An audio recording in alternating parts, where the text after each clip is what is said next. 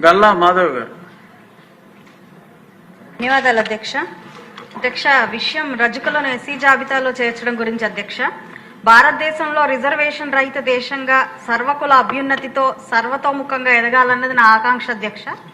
అయితే సామాజికంగా ఆర్థికంగా వెనుకబాటుకు గురైన కొన్ని కులాల అభివృద్ధి కోసం రిజర్వేషన్ ఒక ఊతంగా నిలుస్తున్న క్రమంలో జనాభాలో 6% ఉన్న రజకులకు 2% కూడా విద్యా ఉద్యోగ రాజకీయ అవకాశాలు రావట్లేదన్న అభిప్రాయం వినిపిస్తుంది అధ్యక్ష.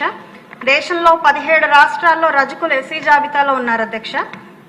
రజకుల సామాజిక దీన స్థితిని గమనించి తెలుగుదేశం పార్టీ వ్యవస్థాపకులు బడుగు బలహీన వర్గ ఆశాజ్యోతి అయిన నందమూరి తారక రామారావు గారు 1985లోనే కేంద్రానికి రజకులను ఎస్సీ జాబితాలో కలపాలి అని ఒక లేఖ రాశారు అధ్యక్ష.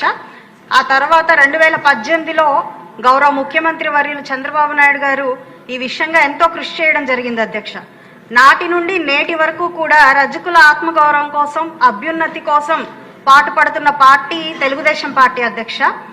నేడు నాకు రాజకీయ ఆశీర్వాదాన్ని ఇచ్చి రజక జాతి ముద్దుబిడ్డనైన నాకు మొట్టమొదటిసారి చట్టసభల్లో గలం విప్పే అవకాశం కల్పించింది తెలుగుదేశం పార్టీ గౌరవ ముఖ్యమంత్రి వర్యులు చంద్రబాబు నాయుడు గారి అధ్యక్ష. ఈ సందర్భంగా ఆయనకు నా పాదాభివందనాలు అధ్యక్ష.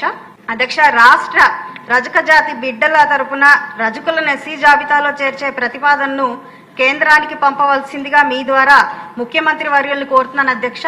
అధ్యక్ష, మరొక విషయం, ఈ రోజు సాయుధ పోరాట యోధురాలు చిట్యాల ఐలమ్మ గారి 130వ జయంతిని జరుపుకుంటున్నాం అధ్యక్ష.